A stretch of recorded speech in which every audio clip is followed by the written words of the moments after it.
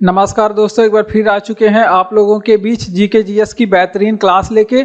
आज की क्लास में हम लोग जीके जीएस के महत्वपूर्ण प्रश्नों को पढ़ेंगे जो आपके सभी सब्जेक्टों से लिए गए होंगे और आपके इस क्लास में जीएस के जितने भी सब्जेक्ट होते हैं सभी का रिवीजन हो जाएगा। Economy, geography, history, polity, world geography, modern history, medieval history, सारे हिस्ट्री आपके रिवीजन हो जाएंगे और साथ में करंट अफेयर, स्टैटिक, आपके सारे प्रश्न आपके यहाँ पे रिवीजन हो जाएंगे। चलिए हम लोग शुरू करते हैं। और ये जो प्रश्न लिए गए हैं ये सभी एग्जामों में पूछे गए हैं और एग्जामों में पूछे जाने की संभावनाएं इन प्रश्नों की अधिक होती है। एग्जामिनर बार बार इन्हीं प्रश्नों को पूछता है। तो चलिए हम लोग क्लास को शुरू करते हैं। तो देखिए सबसे पहला प्रश्न हमारा क्या कह रहा है, जो कि आ चुका है, लड़ाई मार झगड़ा वाला प्रश्न है। कह रहा है कि भारत चीन युद्ध के दौरान त्यागपत्र देने वाले मंत्री का नाम बताइए। और ये प्रश्न जो है एग्जाम में रेलवे के पूछा गया था।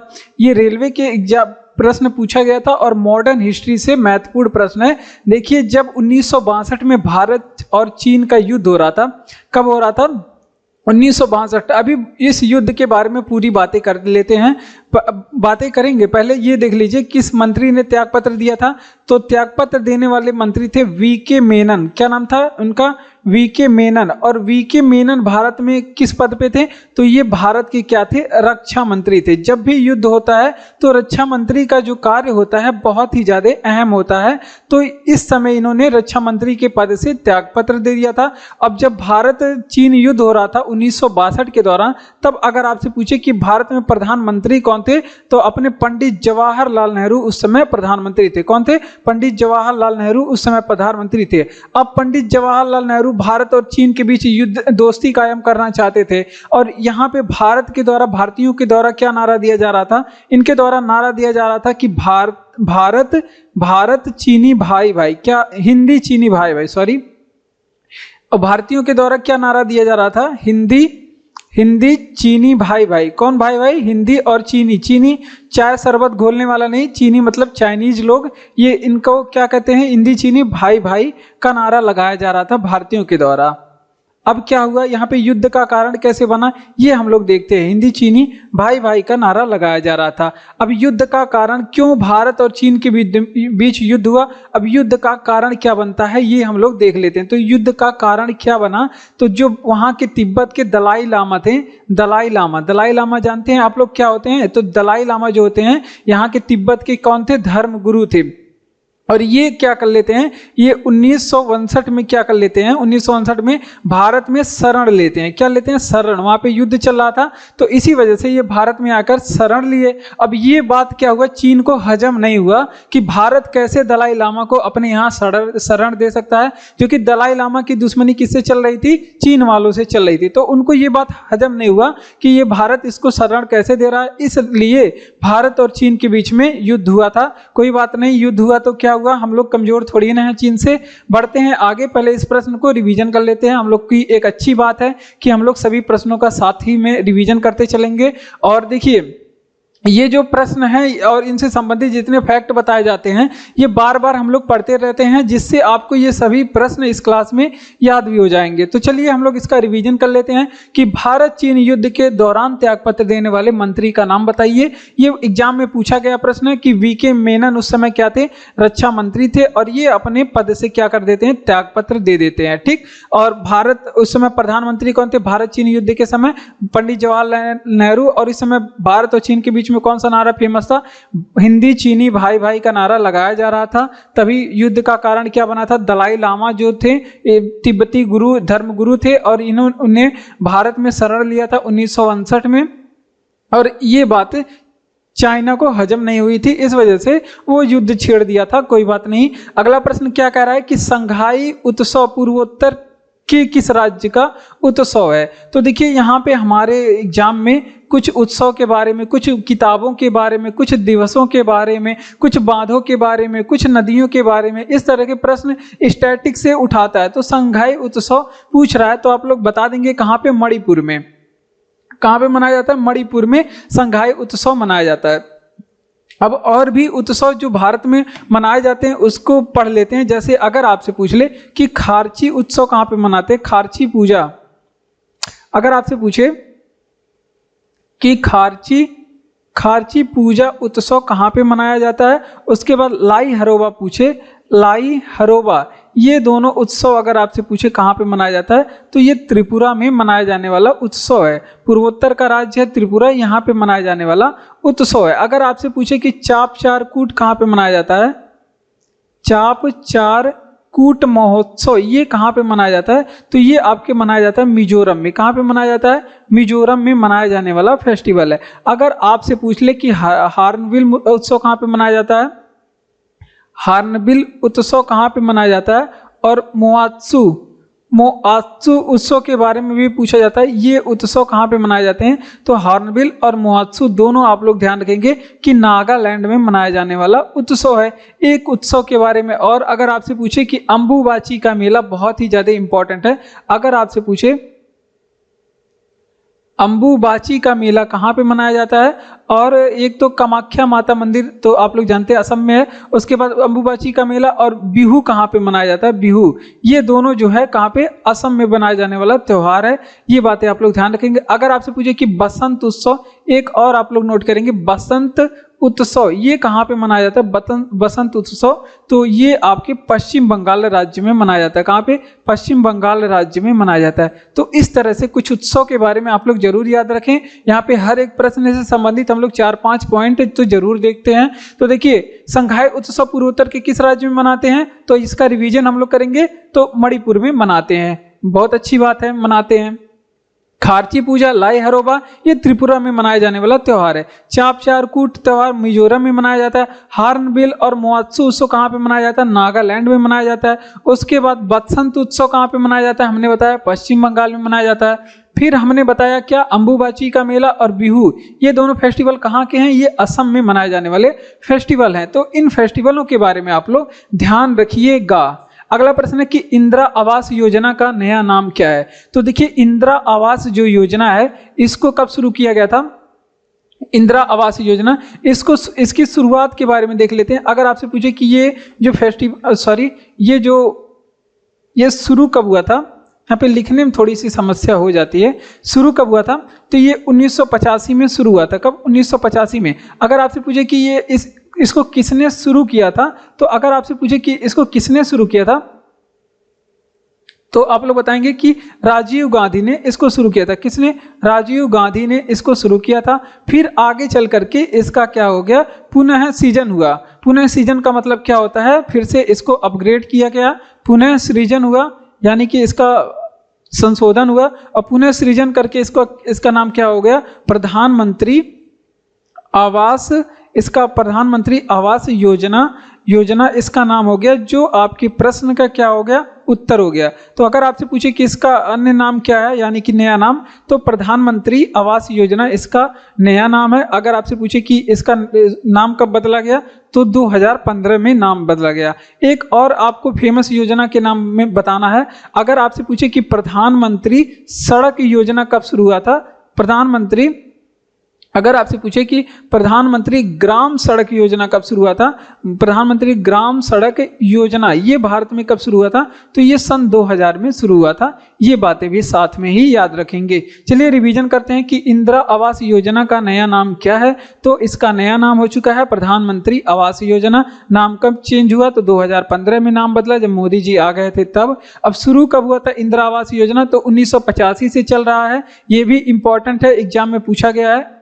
इसका डेट इंपॉर्टेंट है, याद रखिएगा कि इंदिरा आवास योजना की शुरुआत कब हुआ था, 1985 में। अगर ये भी पूछे किसने शुरू किया था, तो राजीव गांधी ने शुरू किया था। इन दोनों बातों को आप लोग ध्यान रखेंगे। बढ़ते हैं अपने अगले प्रश्न की ओर। अगर आपको क्लास अच्छा लग रहा हो तो क्लास को आप लोग लाइक कर सकते हैं। चैनल को सब्सक्राइब करके हमारे साथ जुड़ जाइए। इसी तरह के और भी क्लास पाने के लिए पीडीएफ आपको टेलीग्राम चैनल का लिंक डिस्क्रिप्शन में दिया गया है, वहां पे आप लोग को पीडीएफ मिलेगा। अगला प्रश्न कह रहा है कि वर्तमान भारत में कितने राज्य और केंद्र शासित प्रदेश हैं। तो भारत में वर्तमान समय राज्यों की बात करें तो 28 है।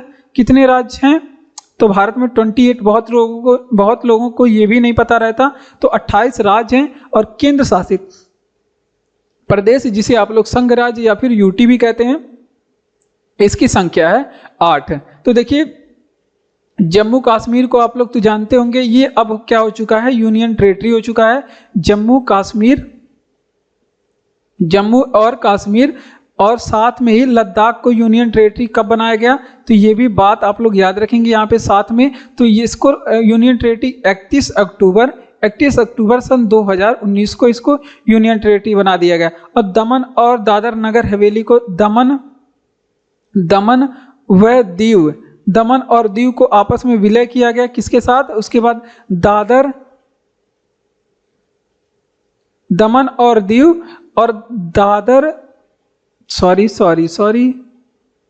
दादर एंड नगर हवेली को आपस में कब मिलाया गया, नगर हवेली को, ये दोनों को विलय कब किया गया, यहाँ पे विलय का निशान लगाएंगे, विलय यानी कि प्लस का। तो इन दोनों को आपस में कब जोड़ा गया, तो ये आप लोग ध्यान रखेंगे 26 जनवरी, कब 26 जनवरी सन 2020 को इसका विलय हो गया।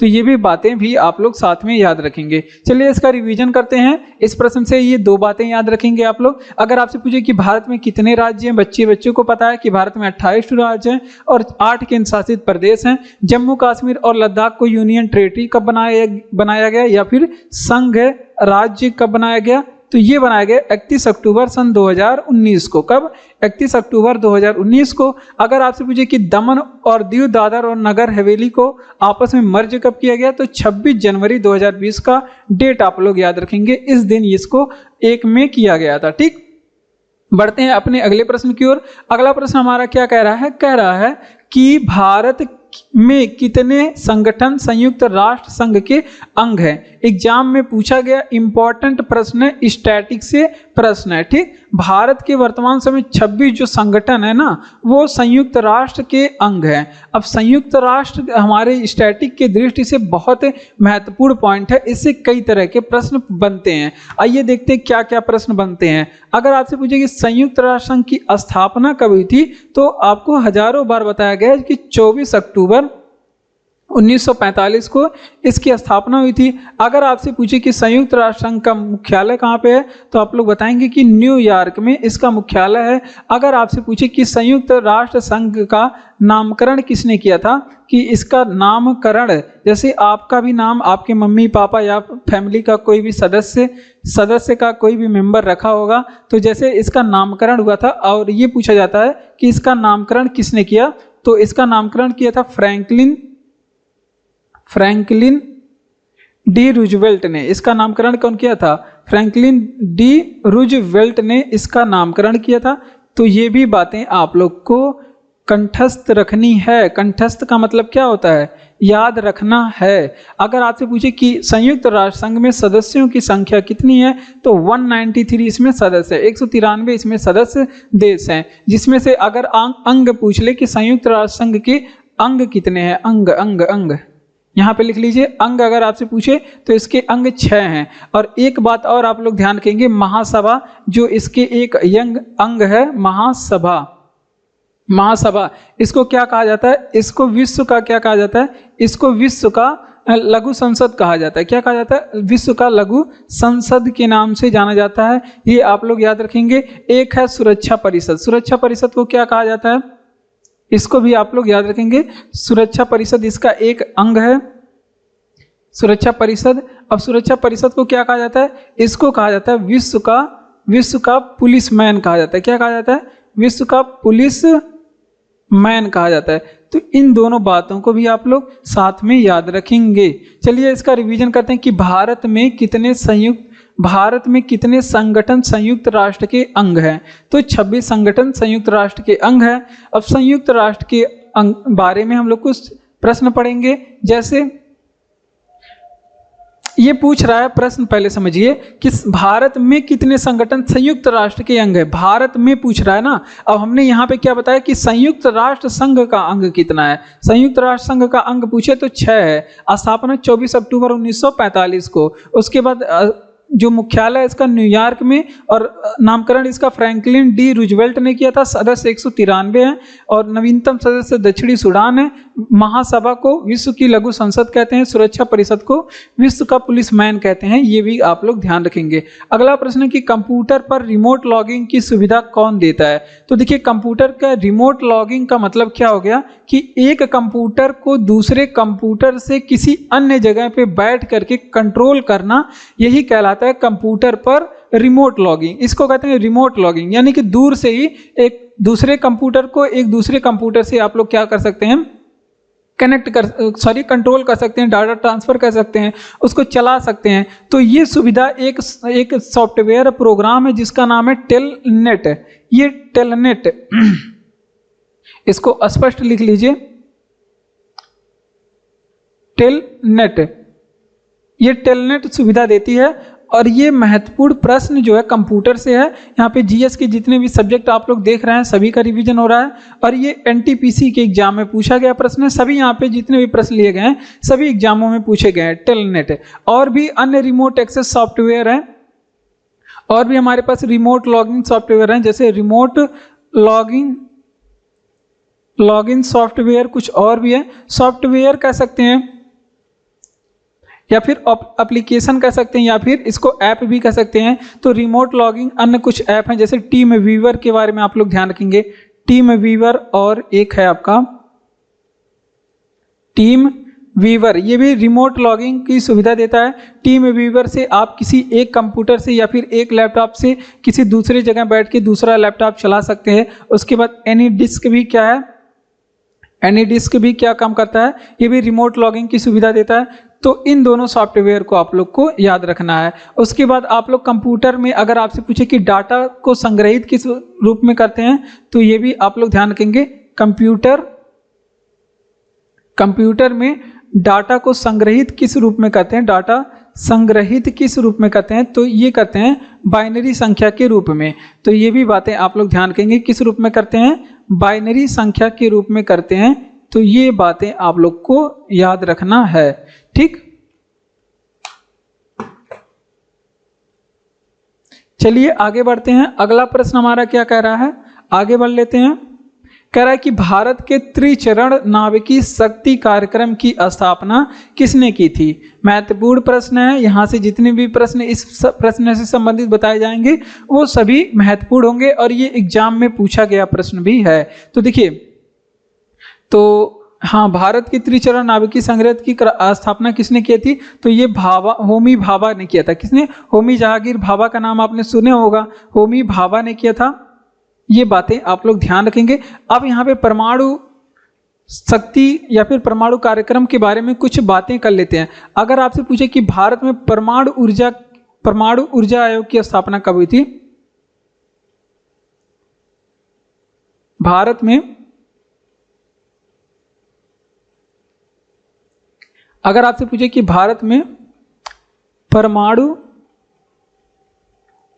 ऊर्जा आयोग, इसकी स्थापना कब हुई थी, तो इसकी स्थापना हुई थी 1948 में, ठीक। अगर आपसे पूछे कि इसके अध्यक्ष कौन थे, इसके अध्यक्ष थे यही कौन, होमी जहांगीर भाभा थे। कौन थे, होमी भाभा इसके अध्यक्ष बनाए गए थे, इनकी अध्यक्षता में हुआ था।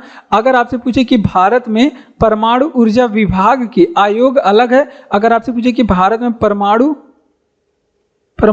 ऊर्जा विभाग की स्थापना कब हुई थी, तो ये हुई थी 1952 में। कब हुई, तो 1952 में। दोनों डेट आप लोग को याद रखना है। आगे चल करके परमाणु ऊर्जा आयोग और परमाणु ऊर्जा विभाग को दोनों को आपस में विलय कर दिया गया। कब विलय किया गया था, तो ये भी आप लोग ध्यान रखेंगे, 1958 में आगे चल करके इसका विलय कर दिया गया था। इसका स्थापना 1954 में हुआ था यार, 1954 में, ठीक। तो इन दोनों बातों को आप लोग याद रखेंगे। देखिए, भारत में त्रिचरण नाभिकीय शक्ति कार्यक्रम की स्थापना किसने किया था, तो होमी भाभा ने किया था। भारत में सबसे पहले परमाणु ऊर्जा आयोग की स्थापना पूछे कब हुई थी, तो आप लोग 1948 बताएंगे, एग्जाम में ये पूछा जाता है तो 1948 बता देंगे। इसके अध्यक्ष कौन थे, होमी भाभा थे। और परमाणु ऊर्जा विभाग अगर आपसे पूछे, दोनों अलग बात है, तो इसका स्थापना 1954 में, दोनों का विलय 1958 में हो गया था। अगला प्रश्न क्या कर रहा है कि जकार्ता किस देश की राजधानी है। महत्वपूर्ण स्टैटिक से प्रश्न है। अब हमारे एग्जामों में राजधानी और उनके मुद्रा, वहाँ पे प्रधानमंत्री कौन है और राष्ट्रपति कौन है, ये सभी बातें भी एग्जाम में पूछी जाती है। तो अभी देश की मुद्रा यहाँ पे और राजधानी के बारे में हम लोग पढ़ेंगे। अगर इंडोनेशिया की बात करें, यहाँ पे जकार्ता किस देश की राजधानी है ना, तो यहाँ पे जकार्ता जो है इंडोनेशिया की राजधानी है। किसकी राजधानी है, इंडोनेशिया की राजधानी है। ये बातें आप लोग ध्यान रखेंगे। अब अगर आपसे पूछे कि इंडोनेशिया की मुद्रा क्या है, ये भी बातें तो एग्जाम में पूछी जा सकती हैं। तो रुपया इसकी मुद्रा है। क्या है मुद्रा इसकी? रुपया है। अब कुछ देश और उनकी मुद्राओं के बारे में देख लेते हैं। जैसे अगर आपसे पूछे सबसे पहले मालदीव के बारे में, देखिए मालदीव के बारे में, तो मालदीव की जो राजधानी है वो माले है। मालदीव की राजधानी क्या है? माले। अगर आपसे पूछे कि यहाँ पे मुद्रा क्या है, इसकी मुद्रा क्या है, तो रुपया यहाँ पे भी चलता है। क्या चलता है? रुपया यहाँ की भी मुद्रा है। ठीक, उसके बाद हम लोग क्या कंबोडिया के बारे में, कंबोडिया के बारे में अगर आपसे पूछे कि कंबोडिया की राजधानी क्या है, तो नोम पे यहाँ की राजधानी है। क्या है? नोम पेन, ऐसे करके होता है, नोम पेन यहाँ की राजधानी है। अगर आपसे पूछे कंबोडिया की मुद्रा क्या है, तो यहाँ की मुद्रा है रियल। क्या है मुद्रा यहाँ की? रियल यहाँ की मुद्रा है। ठीक, उसके बाद कौन सा देश है हम लोग पढ़ेंगे। अगर आपसे पूछे कि सीरिया के बारे में, सीरिया पूछ ले, यहाँ की राजधानी क्या है, तो दमिश्क यहाँ की राजधानी है। यहाँ पे रोज रोज हम लोग पढ़ेंगे तो याद भी हो जाएगा। यहाँ पे रिवीजन लगातार हम लोग करेंगे तो आप लोग को याद भी हो जाएगा। ऐसा नहीं है कि घबरा जाना है कि हाँ इतना सारा चीज़ है हम लोग को याद नहीं हो पा रहा है, तो घबराने की बात नहीं है। आप लोग रेगुलर क्लास में बने रहिए, आप लोग को सारा चीज़ याद हो जाएगा, हमारा वादा है। ठीक, अगर आपसे पूछे कि सीरिया की जो राजधानी है दमिश्क है, और मुद्रा सीरिया की पूछ ले क्या है, तो मुद्रा यहाँ का क्या होता है? पाउंड होता है। क्या होता है? पाउंड यहाँ की मुद्रा है। एक आपको सिंगापुर के बारे में और याद रखना है। अगर आपसे पूछे कि सिंगापुर की राजधानी क्या है, तो इसकी राजधानी बहुत ही इजी है। अगर आपसे पूछे कि सिंगापुर की राजधानी बता दीजिए, तो आप लोग को क्या बताना है? सिंगापुर की राजधानी बताना है, तो ये सिंगापुर ही है। सिंगापुर की राजधानी कहाँ है? सिंगापुर है। अगर आपसे पूछे कि यहाँ की मुद्रा क्या है, तो यहाँ पे आप लोग को बताना है कि डॉलर यहाँ की मुद्रा है। क्या? ये सब डॉलर में पैसा देते हैं। ठीक, तो चलिए रिवीजन करते हैं। जकार्ता किस देश की राजधानी है? तो जकार्ता इंडोनेशिया की राजधानी है। इंडोनेशिया की मुद्रा क्या होती है? रुपया होती है। मालदीव की राजधानी क्या है? माले। माले मालदीव की राजधानी है। मुद्रा क्या है? यहाँ की रुपया है। और कंबोडिया की राजधानी क्या है? नोम पेन है। और यहाँ की मुद्रा क्या है? रियल। और सीरिया की राजधानी दमिश्क, यहाँ की मुद्रा क्या है? पाउंड। और सिंगापुर की राजधानी क्या है? सिंगापुर। और यहाँ की मुद्रा क्या है? डॉलर। ठीक, ये बातें आप लोग को याद रखना है जो हमने बताया। अगला प्रश्न है कि word book and copyright day कब मनाता है? देखिए यहाँ पे हमने बताया कि दिवसों से भी प्रश्न आपके एग्जामों में पूछे जाते हैं। तो word book and copyright day ये एग्जाम में पूछा गया प्रश्न है। ये हम लोग मनाते हैं 23 अप्रैल के दिन। अब हम लोग अप्रैल माह के कुछ दिवसों के बारे में देख लेते हैं। तो ये मनाते कब? वर्ड कॉपीराइट डे ये 23 अप्रैल के दिन मनाते। कब मनाते? 23 अप्रैल के दिन। अब हम लोग कुछ अप्रैल माह के कुछ दिवसों के बारे में देख लेते हैं। जैसे अगर आपसे पूछे कि 7, पहले पेन चेंज करिए नहीं तो मिक्स हो जाएगा। 7 अप्रैल को हम लोग कौन सा दिवस मनाते हैं? तो विश्व स्वास्थ्य दिवस मनाते हैं। कौन सा दिवस? विश्व स्वास्थ्य दिवस। अगर आपसे पूछे कब मनाते हैं? 7 अप्रैल के दिन मनाते हैं। अगर आपसे पूछे कि वहीं पे अंबेडकर जयंती हम लोग कब मनाते हैं? अंबेडकर जयंती हम लोग कब मनाते हैं? तो अंबेडकर जयंती जो है 14 अप्रैल के दिन मनाते हैं। कब मनाते हैं? 14 अप्रैल के दिन। अगर आपसे पूछे कि विश्व हीमोफीलिया दिवस कब मनाते हैं? अगर आपसे पूछे कि विश्व हीमोफीलिया दिवस कब मनाते हैं, तो विश्व हीमोफीलिया जो दिवस है ये हम लोग मनाते हैं 17 अप्रैल के दिन। कब मनाते हैं? 17 अप्रैल के दिन। पृथ्वी दिवस पूछे तो 22 अप्रैल के दिन। यहाँ पे ये भी आप लोग ध्यान रखना है। पृथ्वी दिवस पूछे तो ये कब मनाते हैं? 22 अप्रैल के दिन मनाते हैं। और आप लोग को एक चीज़ और याद रखना है, पृथ्वी दिवस 22 अप्रैल के दिन। और एक हाँ आपको याद रखना है क्या? मलेरिया दिवस। हाँ मलेरिया दिवस अगर आपसे पूछे, मलेरिया दिवस हम लोग कब मनाते हैं? ये मनाते हैं हम लोग 25 अप्रैल के दिन। तो ये सभी चीज़ें आप लोग को ध्यान रखना है। 25 अप्रैल के दिन मलेरिया दिवस मनाते हैं। चलिए इसका रिवीजन कर लेते हैं। देखिए word book and copyright day कब मनाते हैं? ये मनाते हैं हम लोग 23 अप्रैल के दिन। ये आप लोग को ध्यान रखना है। 7 अप्रैल के दिन विश्व स्वास्थ्य दिवस मनाते हैं क्योंकि WHO की स्थापना हुई थी 7 अप्रैल 1948 को। अंबेडकर जयंती 14 अप्रैल को मनाते हैं। हीमोफीलिया दिवस 17 अप्रैल के दिन मनाते हैं। पृथ्वी दिवस 22 अप्रैल के दिन मनाते हैं। और मलेरिया दिवस हम लोग कब मनाते हैं? 25 अप्रैल के दिन मनाते हैं। बढ़ते हैं अपने अगले प्रश्न की ओर। अगला प्रश्न है कि महात्मा गांधी ने लॉर्ड इरविन से कितनी मांगे की थी? तो देखिए ये मॉडर्न हिस्ट्री का प्रश्न है और एग्जाम में पूछा गया प्रश्न है और ये पूछा जाएगा प्रश्न, इतना तो मुझे पूरा विश्वास है क्योंकि ये बार बार एग्जामों में पूछा जाता है और यहाँ से जितने भी प्रश्न बताएंगे वो भी आपके लिए इंपॉर्टेंट होगा। तो मांगे किसने की थी? तो 11 मांगे की थी, जिसे 11 सूत्री मांगे कहते हैं। ये 11 सूत्री मांगे के रूप में ऐसे फेमस है कि 11 सूत्री मांग गांधी जी ने इरविन से किया था। तो लॉर्ड इरविन गांधी इरविन समझौता हुआ था, सूत्रों के मुताबिक पता चला है मांगे, ऐसा रहेगा ना।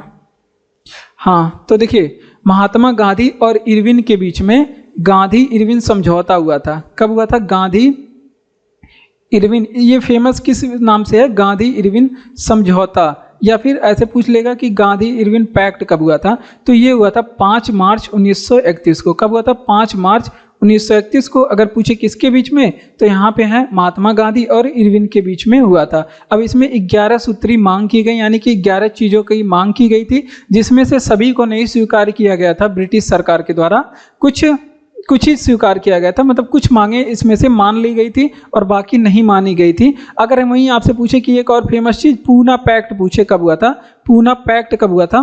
तो ये हुआ था आपके 1932 में हुआ था, लेकिन पूरी डेट आप लोग एक को याद रखना है क्योंकि ये सभी इंपॉर्टेंट फैक्ट होते हैं मॉडर्न हिस्ट्री के दृष्टि से, तो ज़्यादा पूछे जाते हैं, इस वजह से पूरी डेट आप लोग को याद रखना है। तो ये हुआ था 24 सितंबर 1932 को। कब हुआ था? 24 सितंबर 1932 को। अगर आपसे पूछे किसके बीच में हुआ था, तो यहाँ पे भी महात्मा गांधी जी थे, महात्मा गांधी और किसके बीच में हुआ था? भीमराव अंबेडकर के बीच में हुआ था। किसके बीच में? भीमराव अंबेडकर के बीच में हुआ था। तो अंबेडकर, ठीक, अंबेडकर के बीच में हुआ था। अब ये पूछा जाता है कि ये कहाँ पे हुआ था, तो ये यरवदा जेल में हुआ था। कहाँ पे? यरवदा जेल। यरवदा जेल कहाँ पे है? पुणे में है। कहाँ पे? पुणे में। वहीं पे ये जो है पैक्ट हुआ था। पैक्ट का मतलब समझौता होता है। और यरवदा जेल ये पुणे कहाँ पे है? महाराष्ट्र में, मुंबई वहाँ पे महाराष्ट्र में है, महाराष्ट्र राज्य में। तो इतनी बातें हमने जी बताया, याद रखेंगे। महात्मा गांधी ने लॉर्ड इरविन से कितनी मांगे की थी? तो 11 सूत्री मांगे की थी। इंपॉर्टेंट है, एग्जाम में पूछा गया है।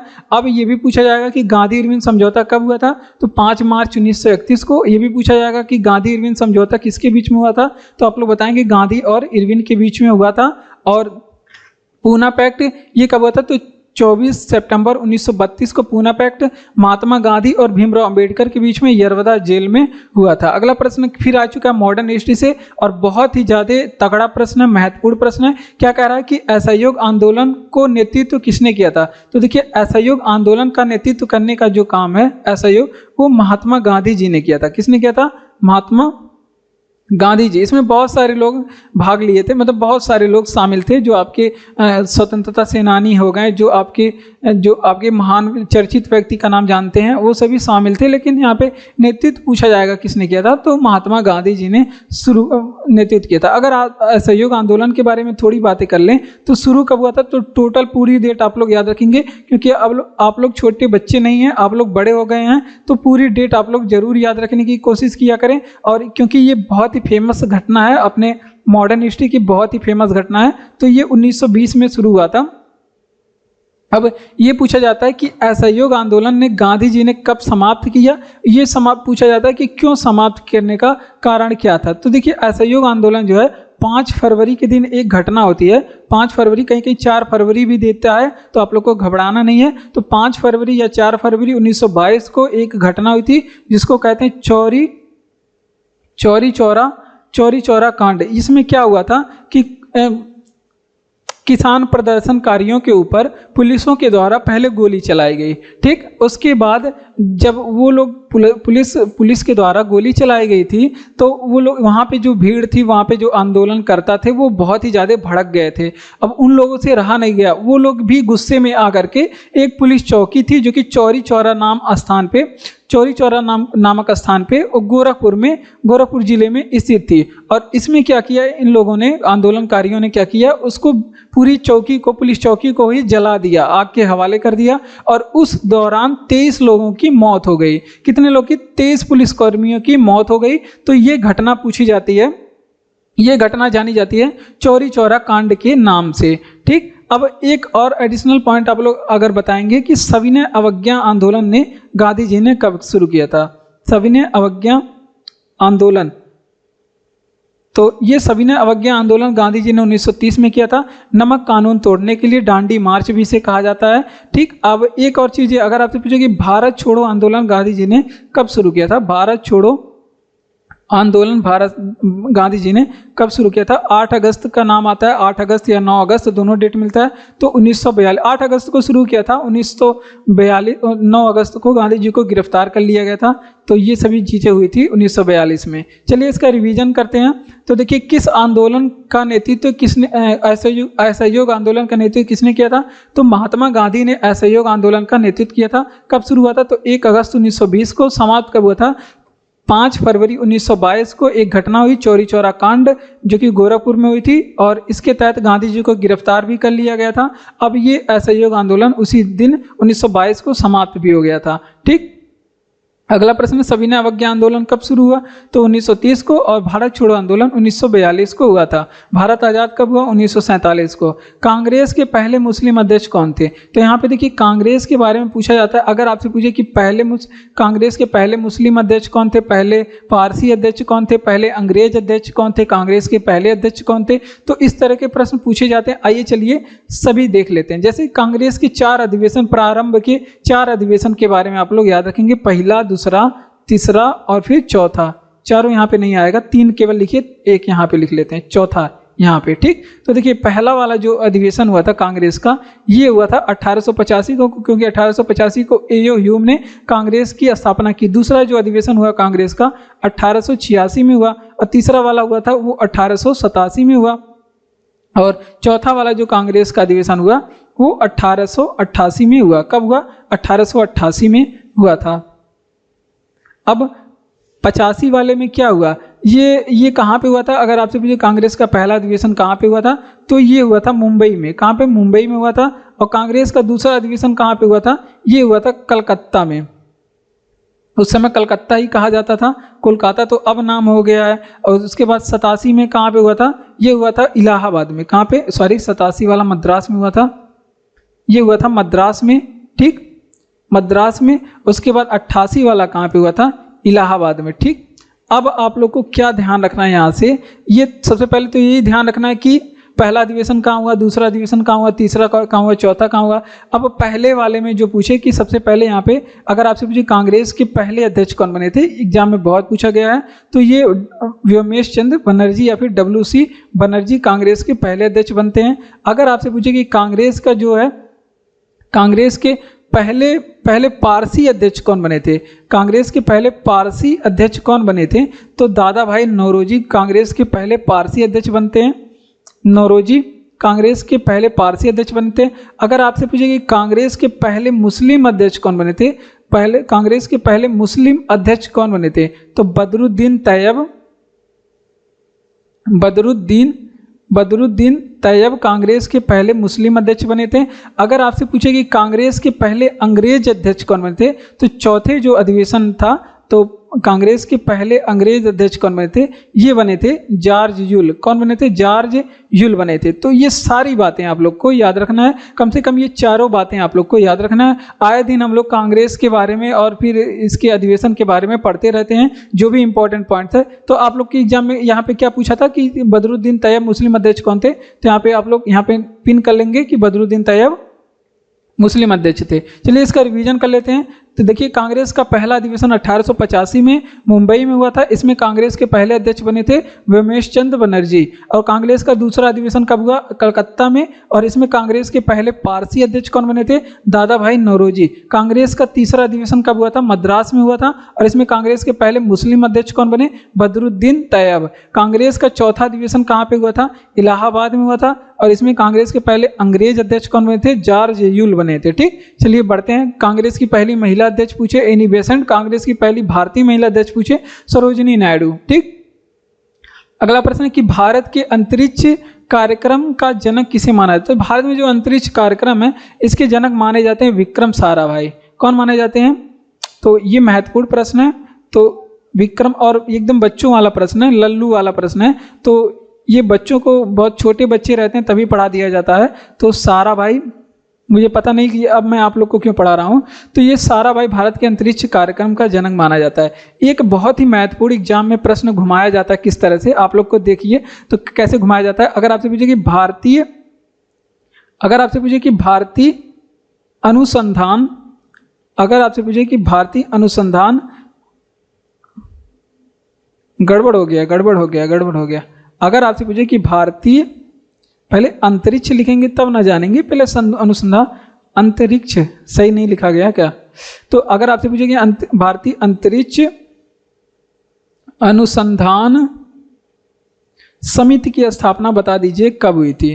तो भारतीय अंतरिक्ष अनुसंधान समिति की स्थापना 1962 में, सॉरी 1962 में हुई थी। अगर आपसे पूछे कि भारतीय अंतरिक्ष, अगर आपसे पूछ ले कि भारतीय अंतरिक्ष अनुसंधान, यहाँ पे देखिए थोड़ा सा अंतर है, बच्चे गलत कर देते हैं।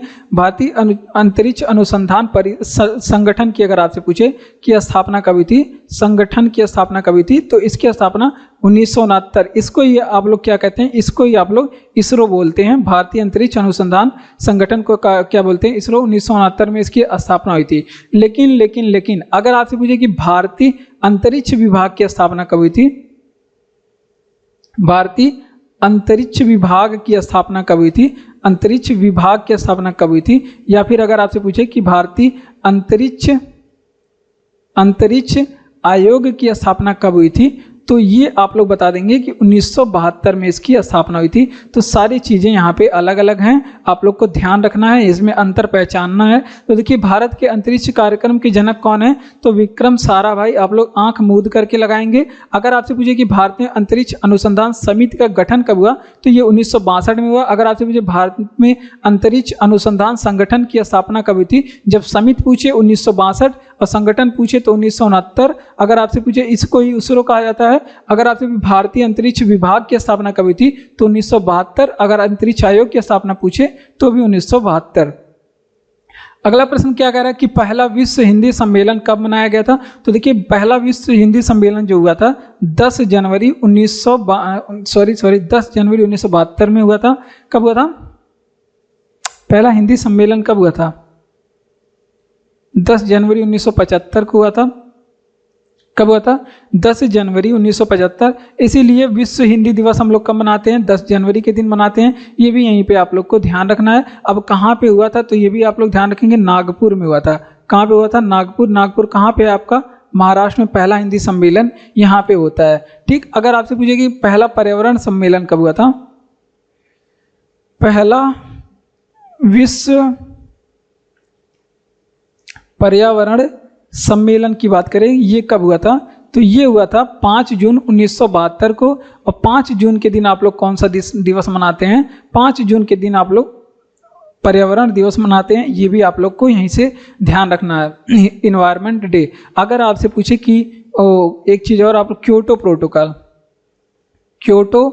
प्रोटोकॉल अगर आपसे पूछे कब हुआ था क्योटो प्रोटोकॉल, तो क्योटो प्रोटोकॉल किससे संबंधित है, तो ये जो है आपके 1997 में हुआ था। अब ये CO2 उत्सर्जन को, कार्बन डाइऑक्साइड CO2 उत्सर्जन को कम करने के लिए ये प्रोटोकॉल हुआ था। क्या है? Kyoto protocol.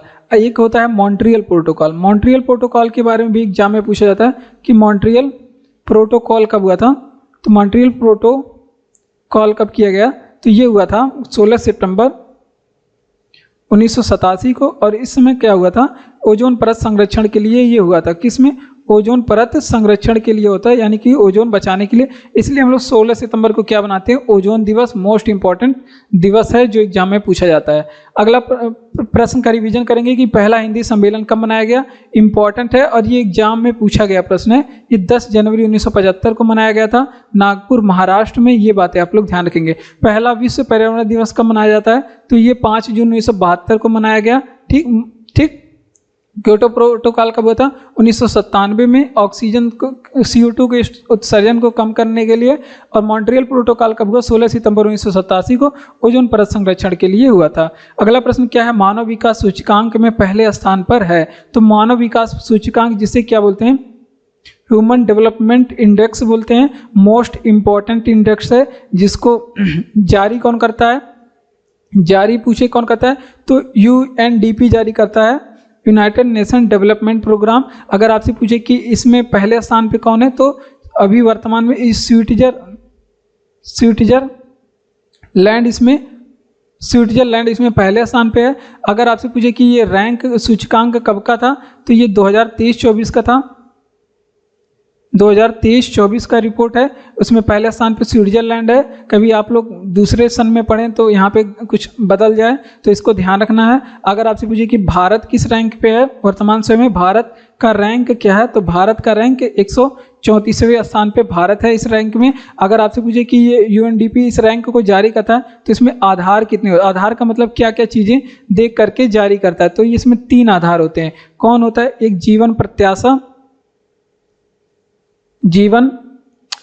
प्रत्याशा, और फिर दूसरा आधार क्या होता है? प्रति व्यक्ति आय, और एक आपका क्या होता है? साक्षरता। ये 3 इसके आधार होते हैं। इस आधार को देख करके ये जारी किया जाता है। तो चलिए इसका रिवीजन कर लेते हैं कि मानव विकास सूचकांक में पहले स्थान पे कौन है? तो विश्व में पहले स्थान पे स्विट्जरलैंड। अगर भारत का स्थान पूछे तो 134वें स्थान पे UNDP के द्वारा ये रिपोर्ट जारी की जाती है। आधार इसके कितने होते हैं? 3 होते हैं, जीवन प्रत्याशा, प्रति व्यक्ति आय, लिटरेसी रेट यानी कि साक्षरता। बढ़ते हैं अपने अगले प्रश्न की ओर। क्लास आपको अच्छा लग रहा है तो चैनल को सब्सक्राइब कर दीजिए और वीडियो को लाइक करिए, शेयर करिए अपने दोस्तों में। कमेंट करके बताइए क्लास आपको कैसा लग रहा है। PDF आपको टेलीग्राम चैनल का लिंक डिस्क्रिप्शन में दिया गया है, वहाँ पे जाइए, आपको PDF मिल जाएगा। बढ़ते हैं अपने अगले प्रश्न की ओर। मुस्कुराते हुए अगले प्रश्न को अटेंड करेंगे। क्या कह रहा है कि भारत ने अपने पहले परमाणु बम परीक्षण कब किया था? यहाँ पे देखिए क्लास में बम गोला भी आ रहा है, किसी दिन ब्लास्ट भी हो गया तो आपका मोबाइल भी जाएगा। तो क्या रहा है कि भारत ने अपने पहले परमाणु बम का परीक्षण कब किया था? तो देखिए जो पहला वाला परमाणु बम है भारत ने, ये 1974 में परीक्षण इसका किया था। अगर आपसे पूछे कहाँ पे परीक्षण किया था, तो पोखरण में किया था। पोखरण में किया था। अब पोखरण है कहाँ पे, तो आप लोग बताएंगे कि राजस्थान में है। अब इसका नाम क्या था? तो स्माइलिंग बुद्धा नाम था। क्या नाम था? स्माइलिंग बुद्धा इसका नाम था। ठीक। अब अगर आपसे पूछे कि भारत ने अपना दूसरा परमाणु परीक्षण कब किया था, तो 1998 में किया था दूसरा वाला। और ये कहाँ पे किया था? तो ये भी पोखरण राजस्थान में किया था, वो सेम जगह पे। और अगर आपसे पूछे कि इसका नाम क्या था, तो इसका नाम था ऑपरेशन शक्ति। इस पहले वाले का नाम ऑपरेशन बुद्धा और इसका नाम था ऑपरेशन शक्ति नाम था। ठीक। अगर आपसे पूछे कि इसमें बम कौन सा फोड़ा गया था, तो इस दूसरे वाले परीक्षण में इसने 5 बम फोड़े थे। तो ये भी एग्जाम में पूछा गया है कितने बम फोड़े, तो 5 बम फोड़े थे। और इस प्लूटोनियम 239 का प्रयोग किया गया था। प्लूटोनियम, मैं हूं शक्तिमान, प्लूटोनियम 239 का प्रयोग किया गया था। ये जो है ये क्या है? विस्फोटक पदार्थ है प्लूटोनियम 239, जिसका प्रयोग परमाणु बम बनाने में किया जाता है। तो भारत ने अपने पहले परमाणु बम का परीक्षण कब किया था? तो पहला वाला जो 1974 में फोड़ा था, ये अपना दिवाली कब मनाया था? 1974 में। और पोखरण राजस्थान में, और फिर स्माइलिंग बुद्धा इसका नाम था। फिर 2 परमाणु परीक्षण, फिर उस दूसरा वाला, ये दोनों इंपॉर्टेंट है। पहला दूसरा 1998 में पोखरण राजस्थान में, नाम था इसका ऑपरेशन शक्ति। और 5 बम इसमें फोड़े थे दूसरे वाले में। प्लूटोनियम 239 इसमें ईंधन था, ईंधन। ठीक। ईंधन कौन था? प्लूटोनियम। चलते हैं अगला प्रश्न है कि धन आवेशित आयन को क्या कहा जाता है? ये जो प्रश्न है ना, ये महत्वपूर्ण था, जो आपके एग्जाम में पूछा गया था। अब ये प्रश्न क्या है कि धन आवेशित आयन को क्या कहा जाता है? ये बच्चों वाला प्रश्न है। कैसा प्रश्न है? बच्चों वाला, क्योंकि इसमें ऑप्शन में क्या सही किया गया था? एनटीपीसी के एग्जाम में ही पूछा गया था, और ऑप्शन में सही किया था कि धनायन कहते हैं। इसको क्या कहते हैं? धनायन कहते हैं। ठीक, धनावेशित आयन को क्या कहते हैं? धनायन कहते हैं। बस ऑप्शन में यही सही किया था। अब देखते हैं कि धनायन किसे कहते हैं। देखिए जब परमाणु क्या करे, जब परमाणु क्या करे, इलेक्ट्रॉन को त्याग देता है। जब परमाणु क्या करता है? इलेक्ट्रॉन को त्याग देता है, इलेक्ट्रॉन को त्याग देता है, तब उसको क्या कहते हैं? उसको धनायन कहते हैं। जब परमाणु क्या करता है? इलेक्ट्रॉन क्या कर लेता है? इलेक्ट्रॉन ग्रहण कर लेता है, तब उसको क्या बोलते हैं? उसको वो क्या हो जाता है? ऋणायन, ऋणायन कहते हैं। ठीक, ऋणायन कहते हैं। जब परमाणु क्या होता है? जब परमाणु पे कुल आवेश क्या होते हैं? जब परमाणु पे कुल आवेश क्या होता है? कुल आवेश शून्य होता है, तब उसको क्या बोलते हैं? तब उसको बोलते हैं उदासीन। क्या बोलते हैं? उदासीन। उदासीन मतलब उदासीन, कोई चार्ज नहीं है। तो अगर आपसे पूछे कि नहीं, इतना याद रखिए, ज़्यादा क्या पढ़ेंगे। तो देखिए धन आवेशित आयन को क्या कहा जाता है? इसको धनायन कहा जाता है। जब परमाणु इलेक्ट्रॉन त्याग देता है तो वो धनायन हो जाता है। अब जब परमाणु इलेक्ट्रॉन ग्रहण कर लेता है तो वो क्या हो जाता है? ऋणायन हो जाता है। ठीक, अगर आपसे पूछे कि परमाणु पे कुल आवेश क्या जब शून्य होता है तब उस कंडीशन को क्या कहा जाता है? ये कहा जाता है कि परमाणु क्या है? बेचारा उदासीन है। ठीक, अगला प्रश्न है कि मॉडर्न हिस्ट्री से आ चुका फिर तगड़ा प्रश्न, मॉडर्न हिस्ट्री से है। अब देखिए ये जो प्रश्न था धनायन वाला, ये साइंस से था। अब ये मॉडर्न हिस्ट्री से। अब बम वाला क्या था? ये था भूगोल में। भूगोल में पढ़ेंगे ये सब चीज़ें ना, तो ये भूगोल का था। ठीक, इसी तरह से सब आ रहा है आपका बारी बारी से। रॉलेट एक्ट कब पारित किया गया था? देखिए रॉलेट एक्ट को बिना वकील, बिना दलील, इसको क्या कहा जाता है? रॉलेट एक्ट को यहाँ पे नोट करेंगे, इसको कहा जाता है बिना अपील,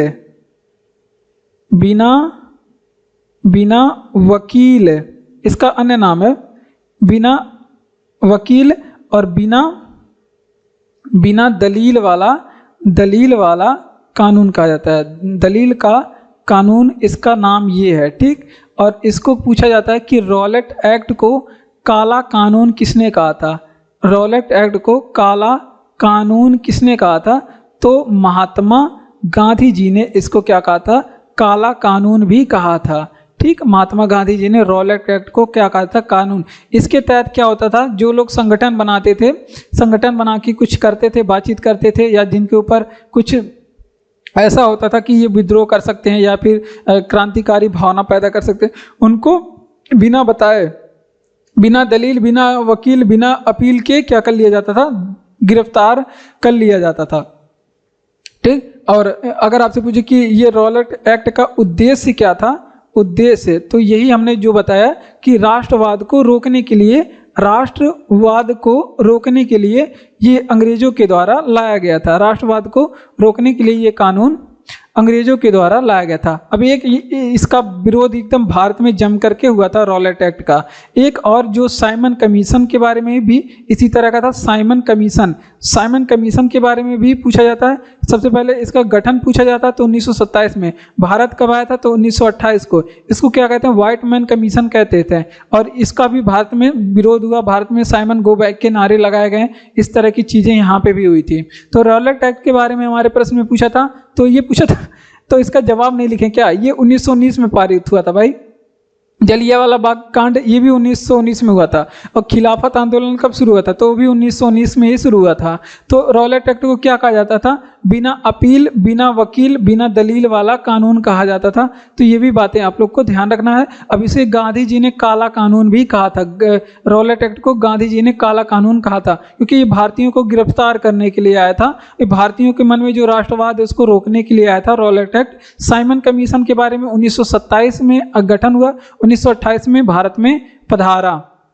अगला प्रश्न है कि भारत को कितनी बार सुरक्षा परिषद में अस्थायी सदस्यों के तौर पे चुना गया? तो भारत को 8 बार अस्थायी सदस्यों के का दर्जा दिया गया था। 8 बार से इसकी जो है ख्याति से नवाजा गया। सुरक्षा परिषद के बारे में हम लोग क्या पढ़ते हैं कि इसमें जो है इसके परिवार कितने हैं? तो परिवार में जो सदस्य हैं इसमें 15 कुल सदस्य, अगर आपसे पूछे कुल 15 सदस्य हैं, जिसमें अस्थायी कितने हैं? अस्थाई पूछेगा तो आप लोग 5 बता देंगे। जिसके पास वीटो पावर भी होती है, क्या होती है? वीटो पावर भी होती है। और अगली बात अगर आपसे पूछे कौन कौन है, तो ये अमेरिका है आपका, अमेरिका है, रसिया है, फ्रांस है, चाइना चमगादड़ है, उसके बाद फिर एक और छूट रहा है ब्रिटेन। ब्रिटेन भालू मान लेते हैं, ब्रिटेन मतलब भालू। तो ये सभी हैं, वीटो पावर इनके पास में है। और उसके बाद अस्थायी सदस्य अगर आपसे पूछे कितने हैं, तो अस्थायी सदस्य इसमें 10। और इनका जो कार्यकाल है एग्जाम में पूछा जाता है कि इसमें जो है सुरक्षा परिषद में अस्थायी सदस्यों का कार्यकाल कितना होता है, तो ये 2 वर्ष के लिए होता है, मात्र 2 वर्ष के लिए। सुरक्षा परिषद को हमने बताया क्या कहा जाता है, इसे क्या कहा जाता है?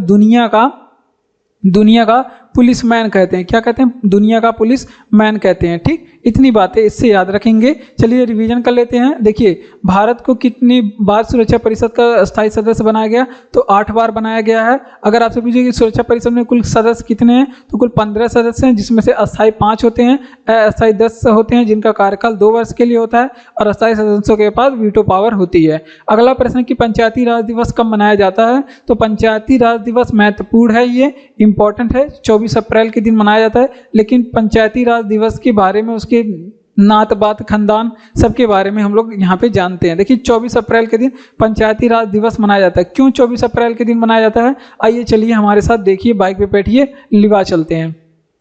तो देखिए पंचायती राज जो दिवस है ना, तो ये इसकी जो बात है, पंचायती राज दिवस पहले हमारे संविधान में नहीं था। ये पूछा जाता है कि किस संविधान के द्वारा पंचायती राज की व्यवस्था की गई, तो इसके लिए किया जाता है हमारे संविधान में 73वां संविधान संशोधन, जो कि 1992 में हुआ था। अगर आपसे पूछे कि ये लागू कब हुआ था 73वां संविधान संशोधन, तो ये 24 अप्रैल, ये लागू कब हुआ था? 24 अप्रैल 1993 को ये लागू हुआ था। 24 अप्रैल 1993 को ये लागू हुआ था भारत में। और इसी वजह से 24 अप्रैल के दिन हम लोग क्या मनाते हैं? पंचायती राज मनाते हैं। जब संविधान होगा संशोधन, तो हमारे संविधान में कुछ अनुच्छेद जोड़े जाएंगे, कुछ अनुसूचियां जोड़ी जाएंगी। तो ये पूछा जाता है कि इसके तहत कौन सी अनुसूची जुड़ी थी, तो इसके तहत 11वीं अनुसूची जुड़ी। और ये भी पूछा जाता है कि 11वीं अनुसूची में किस चीज़ का वर्णन किया गया है, तो पंचायती राज का। अगर आपसे पूछे कि इसमें कार्य करने के लिए विषय कितने दिए गए हैं पंचायती राज को, तो 29 विषय कार्य करने के लिए दिए गए हैं। अगर आपसे पूछे कि पंचायती राज को किस भाग में रखा गया, ये भी इंपॉर्टेंट है। भाग पूछे किस में है, तो 9 में है, ये भी पूछा जाता है एग्जाम में। अगर पंचायती दिवस 24 अप्रैल को लागू हो सकता है, तो ये भी तो पूछा जा सकता है कि सबसे पहले सर्वप्रथम किस राज्य में लागू हुआ था। तो ये बात आप लोग ध्यान रखेंगे, सर्वप्रथम लागू कहाँ पे हुआ था, तो ये 24 अप्रैल के दिन लागू हुआ था। सॉरी, ये राजस्थान के नागौर में लागू हुआ था। कहाँ पे? नागौर में लागू हुआ था। आंध्र प्रदेश में प्रायोगिक तौर पे लागू हुआ था। राजस्थान के नागौर में लागू हुआ 1959 को। ये भी बातें आप लोग ध्यान रखेंगे। चलिए रिवीजन करते हैं।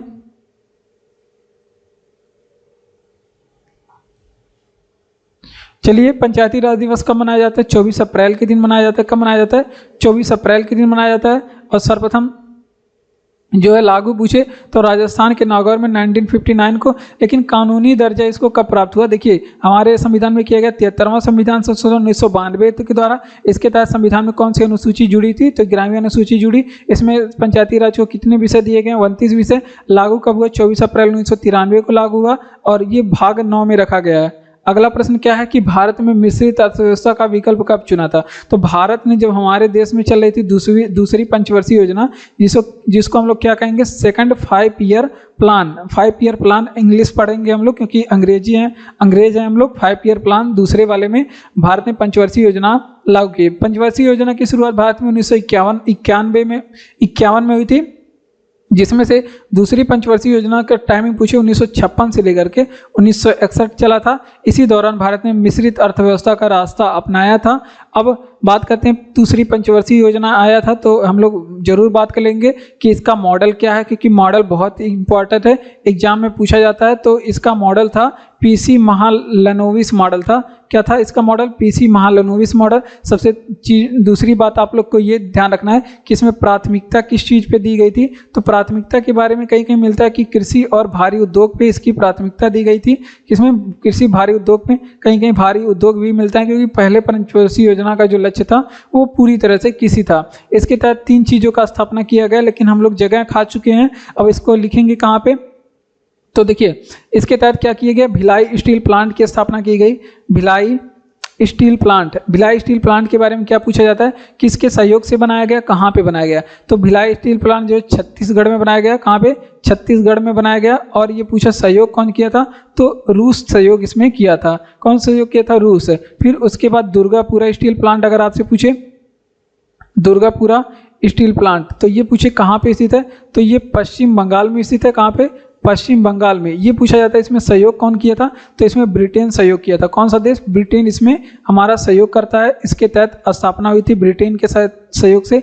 अब एक और आप लोग को ध्यान रखना है, दूसरे पंचवर्षीय योजना में भी स्थापना किया गया था इसका भी। तो दूसरी पंचवर्षीय योजना में स्थापना हुआ था, मैं यहाँ पे खड़ा होकर पढ़ाया हूँ तो आप लोग को दिखा होगा कि नहीं पूरा। तो देखिए एक चीज के बारे में और, अगर आपसे पूछे कि राउरकेला स्टील प्लांट की स्थापना कब हुई, तो दूसरी पंचवर्षीय योजना में हुई थी इसकी स्थापना। राउरकेला स्टील प्लांट दूसरी पंचवर्षीय योजना में। अगर आपसे पूछे ये है कहाँ पे, तो ये उड़ीसा राज्य में है राउरकेला स्टील प्लांट। कहाँ पे? उड़ीसा में। अगर आपसे पूछे इसमें सहयोग किसने किया था, तो जर्मनी देश के सहयोग से इसमें लगाया गया था। ठीक, तो इतनी बातें आप लोग को याद रखना है कि भारत में मिश्रित अर्थव्यवस्था का विकल्प कब चुना था। तो ये जो प्रश्न था ना, ये इकोनॉमी का प्रश्न आ चुका है। तो सेकंड 5 ईयर प्लान में 1956 से 61 था। और उसके बाद मॉडल क्या था, पीसी महालनोबिस, प्राथमिकता भारी उद्योग पे, Durgapura steel plant, Bhilai steel plant, Rourkela steel plant, इसी में ही लगाया गया था। तो भिलाई स्टील प्लांट कहाँ पे? छत्तीसगढ़ रूस की सहयोग से, दुर्गापुरा स्टील प्लांट पश्चिम बंगाल ब्रिटेन के सहयोग से, राउरकेला स्टील प्लांट उड़ीसा में जर्मनी के सहयोग से लगाया गया। ठीक, बढ़ते हैं अपने अगले प्रश्न की ओर। अगला प्रश्न है कि अंतर्राष्ट्रीय अनुसंधान समिति की स्थापना कब किया गया था। तो अनुसंधान समिति है ना, यहाँ पे हमने अभी बताया कि जब समिति पूछ ले तब स्थापना हो जाएगा कब? 1962 में। कब? 1962। अगर आपसे पूछे कि अंतर्राष्ट्रीय अनुसंधान संगठन की स्थापना कब हुई, तो जब यहाँ पे संगठन पूछ ले तो संगठन का मतलब क्या हो जाएगा? इसरो हो जाएगा, इसरो। अब इसकी स्थापना कब हुई थी? 1969 में। अगर आपसे पूछे कि अंतरिक्ष, भारत में अंतरिक्ष आयोग का स्थापना कब हुआ, अंतरिक्ष आयोग का गठन कब हुआ था, या फिर आप पूछे कि भारत में अंतरिक्ष विभाग का गठन कब हुआ था, तो आप लोग को हमने बताया, क्या बताएंगे? 1972। कब? 1972 में। तो ये सारी बातें आप लोग को याद रखना है। चलिए इसका रिवीजन कर लेते हैं। देखिए क्या कह रहा है कि अंतर्राष्ट्रीय अनुसंधान समिति की स्थापना कब किया गया? 1962 में। और अगर पूछे अंतर्राष्ट्रीय अनुसंधान संगठन की स्थापना यानी कि इसरो का 1969 में। अंतरिक्ष आयोग की स्थापना, अंतरिक्ष विभाग की स्थापना पूछ ले 1992 में स्थापना हुआ। अगला प्रश्न है कि इलेक्ट्रॉनिक विन्यास 287 किस तत्व का है। तो देखिए यहाँ पे 287 का मतलब इसमें परमाणु क्रमांक कितना हो जा रहा है? 17। और 17 परमाणु क्रमांक किसका है? तो ये है क्लोरीन का। 17 परमाणु क्रमांक अगर आपसे पूछे किसका है तो आप लोग बताएंगे क्लोरीन का। लेकिन इस प्रश्न में हम लोग क्या पढ़ेंगे? क्लोरीन का परमाणु क्रमांक है, Cl सिंबल होता है, इस तरह से नमक में पाया जाता है NaCl। तो देखिए अगर यहाँ पे हम लोग कुछ तत्वों के बारे में, ये आ चुका है साइंस का प्रश्न। और साइंस का प्रश्न जो है ये पूछा गया है, ये है आपके केमिस्ट्री से। तो यहाँ पे कुछ प्रश्नों के बारे में, जैसे अगर आपसे पूछे तत्वों के बारे में कि सोलर सेल में किस तत्व का प्रयोग करते हैं, सोलर सेल निर्माण में, तो सोलर सेल बनाने में जो है यहाँ पे हम लोग करते हैं सिलिकॉन का प्रयोग। क्या है? सिलिकॉन का प्रयोग करते हैं। सिलिकॉन और जर्मेनियम का प्रयोग करते हैं, दोनों का। लेकिन आप लोग यहाँ पे मुख्य रूप से सिलिकॉन याद रखेंगे, एग्जाम में यही मिलने वाला है। उसके बाद अगर आपसे सबसे हल्का तत्व कौन सा है हमारे पूरे आवर्त सारणी में, सबसे हल्का तत्व के बारे में पूछे तो कौन सा है? हाइड्रोजन है। सबसे हल्का तत्व पूछ ले तो हाइड्रोजन है। अगर आपसे पूछे सबसे हमारे जो है सबसे भारी तत्व कितना है, कौन है भारी? सबसे भारी तत्व के बारे में पूछे तो कौन है? सीजियम सबसे, ऑस्मियम, ऑस्मियम है, सॉरी सॉरी सॉरी, सीजियम नहीं ऑस्मियम है, ऑस्मियम है सबसे भारी तत्व। अगर आपसे पूछे कि वायुमंडल में सर्वाधिक कौन सी तत्व है, तो हमने बताया नाइट्रोजन है। तो यहाँ पे एक चीज़ और है, आप लोग ध्यान रखेंगे, वायुमंडल में सर्वाधिक कौन है? सर्वाधिक, तो हमने बताया था कि नाइट्रोजन है वायुमंडल में सर्वाधिक तत्व है। और पूछे कितने परसेंट है, तो 78% है। अगर आपसे पूछे कि यूरिया में कितना होता है, तो यूरिया में ये 46% होता है। ये भी एग्जाम में पूछा गया प्रश्न है। तो चलिए इतनी बातों को आप लोग ध्यान रखेंगे। तो देखिए हमने क्या बताया कि इलेक्ट्रॉनिक विन्यास 287 किस तत्व का है, तो क्लोरीन का है। सोलर सेल निर्माण कैसे होता है? सिलिकॉन से होता है। अगर सबसे हल्का तत्व तो हाइड्रोजन है। सबसे भारी तत्व ऑस्मियम आप लोग याद रखेंगे। अगर आपसे पूछे वायुमंडल में सर्वाधिक कौन सा गैस है, तो नाइट्रोजन है, 78% है। यूरिया में कितना होता है, तो 46% होता है। अगला प्रश्न है कि कौन सा सोडियम चतुर्भुज योजना का हिस्सा है। तो देखिए सबसे पहले तो ये पूछा जाता है कि सोडियम चतुर्भुज योजना कब शुरू हुआ, किसने शुरू किया, अब किससे संबंधित है। तो सोडियम चतुर्भुज योजना पूछे तो जब भी पूछे तो सड़क से संबंधित है। सबसे पहले अगर आपसे पूछे कि किसने शुरू किया था सोडियम चतुर्भुज योजना, तो ये सरदार वल्लभ भाई पटेल ने शुरू किया था।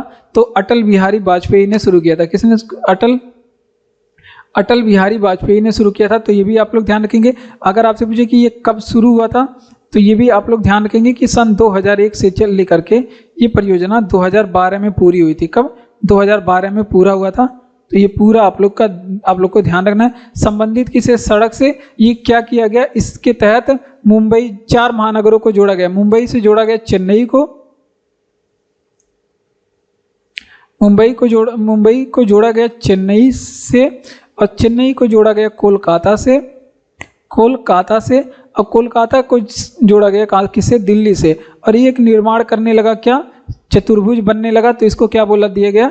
सोडियम चतुर्भुज योजना। तो ये था आपका सोडियम चतुर्भुज योजना। अगर आपसे पूछे कि भारतमाला परियोजना किससे संबंधित है, भारतमाला परियोजना, ये भी एग्जाम में पूछा गया है। तो भारतमाला परियोजना ये भी सड़क से संबंधित है। कब शुरू हुआ? 2017 में, 2017 के आसपास में ये भी शुरू हुआ था।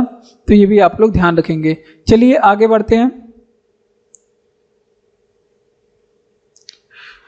ये 2017 में शुरू हुआ था। आगे बढ़ते हैं, हम लोग क्या करेंगे, आगे बढ़ के प्रश्न पढ़ेंगे। ठीक, देखिए श्वसन तंत्र से संबंधित विभिन्न रोग किस प्रकार के प्रदूषण के कारण होते हैं। तो आप लोग जान सकते हैं, बीड़ी पीने से नहीं, श्वसन तंत्र पर्यावरण प्रदूषण से होता है। और कौन से प्रदूषण से? वायु प्रदूषण से। कौन से प्रदूषण से? वायु प्रदूषण से। तो ये बातें आप लोग को याद रखनी है। तो चलिए अब देखते हैं प्रदूषण के बारे में। तो देखिए वायु प्रदूषण से कुछ श्वसन संबंधित रोग कौन कौन से होते हैं, जैसे रोग के बारे में, जैसे रोग कौन कौन से होते हैं वायु प्रदूषण से। जैसे आपका हो गया अस्थमा, हो गया अस्थमा वायु प्रदूषण से होगा। लंग कैंसर हो गया, लंग्स कैंसर, कैंसर नहीं, लंग कैंसर हो गया। उसके बाद दिल का दौरा पड़ना, दिल का दौरा पड़ना, ये सभी क्या होता है? ये सभी जो है वायु प्रदूषण से होने वाले रोग हैं। ठीक, इसको आप लोग को ध्यान रखना है। एक सार्स रोग के बारे में आप लोग को ये बताए थे, सार्स रोग। सार्स रोग क्या होता है? तो ये जीवाणु के द्वारा होता है। ये हमारे एग्जामों में पूछा जाता है कि कौन से रोग जीवाणु के द्वारा होता है, कौन से रोग विषाणु के द्वारा होता है, कौन से रोग प्रोटोजोआ के कारण होता है। तो ये एग्जाम में पूछा जाता है। अगर आपसे पूछे हम लोग, अगर आप लगातार प्रश्न क्लास में बने रहते हैं तो आप लोग को ये प्रश्न जरूर याद होते होंगे। अगर आपसे पूछे कि ये जो सार्स रोग है ये प्रभावित किसे करता है, प्रभावित किसे करता है, तो ये प्रभावित करता है श्वसन तंत्र को। किससे? श्वसन तंत्र को। तो ये भी बातें यहाँ पे रंगे हाथ याद रखेंगे। हीमोफीलिया रोग क्या है? तो आनुवांशिक रोग है। डाउन सिंड्रोम पूछे, आनुवांशिक रोग है। तो ये भी आप लोग ध्यान रखेंगे। देखिए ये प्रश्न क्या कह रहा था कि श्वसन तंत्र से संबंधित रोग किस प्रकार के प्रदूषण के कारण होता है। तो ये होता है वायु प्रदूषण। वायु गंदा होने से श्वसन संबंधित रोग होता है, जैसे अस्थमा हो गया, लंग कैंसर हो गया, दिल का दौरा पड़ना हो गया, दिल धक धक करे। तो सार्स रोग भी आपके विषाणु के कारण होता है और इसमें प्रभावित कौन सा अंग होता है? श्वसन तंत्र होता है। दुनिया की सबसे व्यस्त समुद्री नहर कौन सी है? तो देखिए जो दुनिया की सबसे व्यस्त समुद्री नहर, जब समुद्री नहर पूछे, ये प्रश्न कई तरह से पूछा जाता है, जब समुद्री नहर पूछे तो उत्तरी अटलांटिक महासागर बता देंगे। अब आप लोग बता दीजिए हमको कि जो अटलांटिक महासागर है इसकी आकृति कैसी होती है, ये भी बात एग्जाम में पूछी गई। इसकी आकृति कैसे है? तो ऐसा आकार की इसकी आकृति है, ये भी आप लोग ध्यान रखेंगे। अगर आपसे पूछेंगे सबसे व्यस्त व्यापारिक नदी कौन सी है, सबसे व्यस्त कैसी नदी? व्यापारिक नदी का मतलब कौन सी नदी जिसमें व्यापार होता हो, तो वो है आपके राइन नदी। कौन सा है? राइन नदी।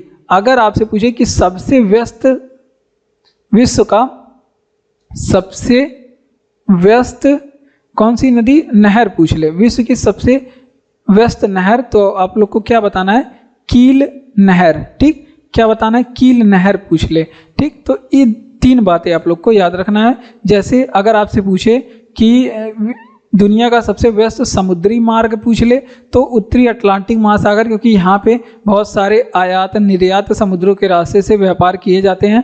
अगर आपसे सबसे व्यस्त व्यापारिक नदी, जब नदी पूछे तो आप लोग क्या बताएंगे? राइन नदी। ठीक, अब जब सबसे व्यस्त व्यापारिक नहर पूछे तो कील नहर हो जाएगा। अगला प्रश्न है कि वन और पर्यावरण किस सूची का विषय है? तो वन और पर्यावरण ये समवर्ती सूची का विषय है। किस सूची का? यानी कि समवर्ती सूची क्या होता है कि जिसपे कानून राज्य सरकार भी बना सकते हैं।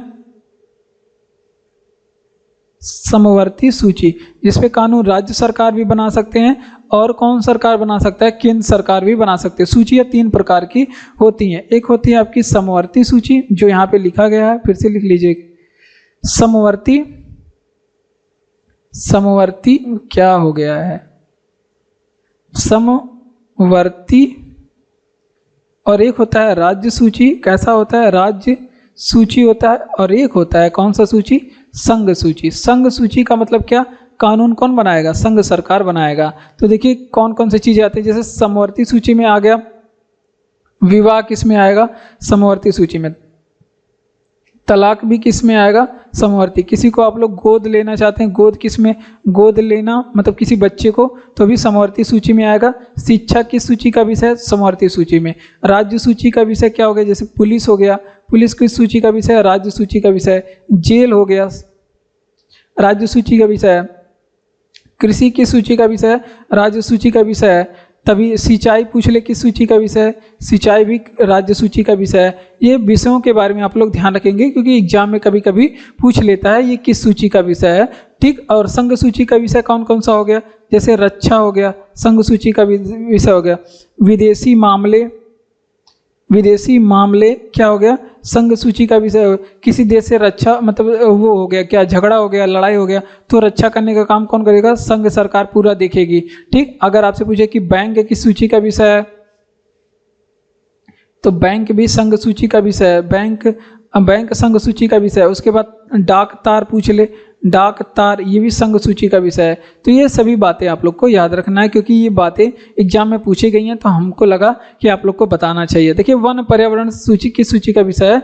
महत्वपूर्ण है। यहाँ पे पॉलिटी का प्रश्न है, ये महत्वपूर्ण क्या कह रहा है? वन और पर्यावरण की सूची का विषय। तो समवर्ती सूची का, समवर्ती सूची के कुछ अन्य विषय हो गए, जैसे विवाह हो गया, तलाक हो गया, गोद लेना हो गया। शिक्षा समवर्ती सूची का विषय, मोस्ट इंपॉर्टेंट पूछा जाता है। पुलिस राज्य सूची का विषय, जेल राज्य सूची का विषय, किसी राज्य सूची का विषय, सिंचाई राज्य सूची का विषय, और संघ सूची का विषय रक्षा हो गया, विदेशी मामले हो गए, रेल हो गए, ये सभी संघ सूची के विषय हैं। बैंक, डाकतार ये सभी कैसे सूची का विषय है? ये भी संघ सूची का विषय है। आगे बढ़ते हैं। 2011 की जनगणना के अनुसार भारत में सबसे अधिक आबादी वाला जो राज्य कौन सा है? ये सबसे ज़्यादा जो आबादी है उत्तर प्रदेश में है। उत्तर प्रदेश में क्या हो गया? आदमी लोग ज़्यादा रहते हैं। और सेकंड नंबर पे सबसे ज़्यादा आबादी कौन सा है? महाराष्ट्र राज्य है। महाराष्ट्र सेकंड नंबर पे सबसे ज़्यादा महाराष्ट्र में है। अब अगर आपसे पूछे कम आबादी कहाँ पे है? कम आबादी तो आप लोग कौन बता देंगे? सिक्किम में सबसे कम आबादी है। तो यहाँ पे आबादी के बारे में जनसंख्या हो गया। अगर पूछे कि जनसंख्या घनत्व, तो अगर आपसे पूछे जनसंख्या घनत्व एक आबादी के बारे में पूछा जाता है, एक जनसंख्या घनत्व के बारे में भी पूछा जाता है। अगर आपसे पूछे कि सबसे ज़्यादा जनसंख्या घनत्व कहाँ पे है, बिहार में हो गया। अगर आपसे पूछे कि सबसे कम जनसंख्या घनत्व कहाँ पे हो गया, तो अरुणाचल प्रदेश में हो गया। कहाँ पे, अरुणाचल प्रदेश में हो गया। अगर एक लिंगानुपात पूछे, अगर आपसे पूछे कि लिंगानुपात सबसे ज़्यादा कहाँ पे है, लिंगानुपात सबसे ज़्यादा कहाँ पे है, तो केरल में सबसे ज़्यादा लिंगानुपात है। अगर आपसे पूछे कि लिंगानुपात सबसे कम कहाँ पे है, तो ये सबसे कम कहाँ पे, हरियाणा में सबसे कम लिंगानुपात है। तो ये भी बातें आप लोग को याद रखना है, क्योंकि ये सारी बातें एग्जाम में घुमा फिरा के पूछी जाती हैं। चलिए इसका रिवीजन कर लेते हैं कि 2011 की जनगणना के अनुसार भारत का सबसे अधिक आबादी वाला राज्य कौन सा है। तो सबसे अधिक आबादी जो है उत्तर प्रदेश में है, सबसे कम आबादी महाराष्ट्र में है। अगर आपसे पूछे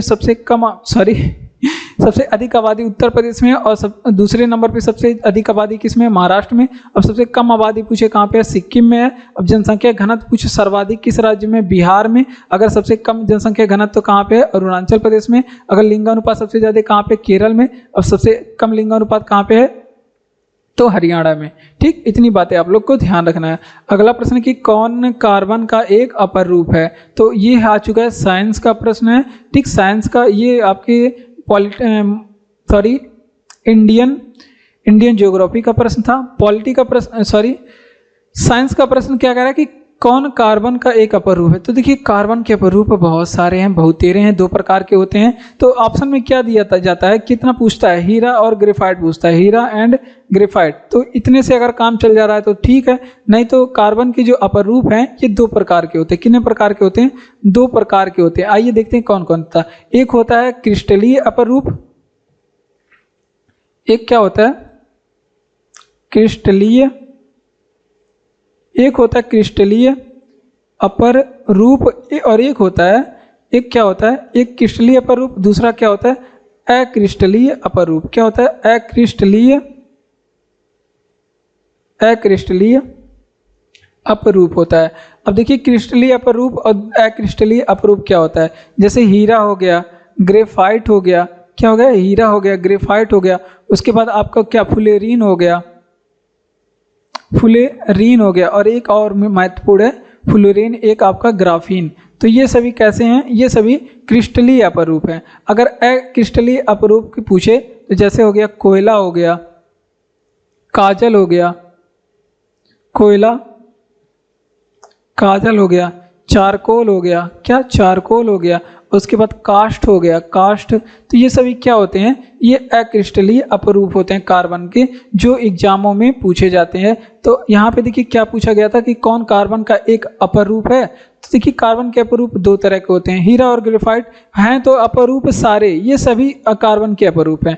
लेकिन अगर कभी पूछ ले कि इसमें से क्रिस्टलीय अपरूप कौन है, अक्रिस्टलीय अपरूप कौन है, तो उस समय के लिए हमने आपको बताया कि देखिए क्रिस्टलीय अपरूप जो होते हैं, हीरा होता है, ग्रेफाइट होता है, फ्लोरीन होता है, ग्राफीन होता है। उसी तरह से अक्रिस्टलीय अपरूप के कुछ उदाहरण दिए, जैसे कोयला हो गया, काजल हो गया, चारकोल हो गया, कास्ट हो गया, ये कार्बन के अक्रिस्टलीय अपरूप हैं। अगला प्रश्न क्या है कि अर्थव्यवस्था में विश्व स्तर पे भारत का रैंक क्या है। तो अर्थव्यवस्था में 5वां है विश्व स्तर में भारत का रैंक। अब इस प्रश्न से संबंधित आप जितने भी महत्वपूर्ण पॉइंट इसमें आप लोग लिख सकते हैं, आप लोग को लिखना है। ठीक, इस प्रश्न से संबंधित कमेंट बॉक्स में आप लोग को बताना है, जो भी आप पॉइंट इसमें एडिशनल पॉइंट अपनी तरफ से लिख सकते हैं। तो जय हिंद, आज की क्लास में बस इतना ही।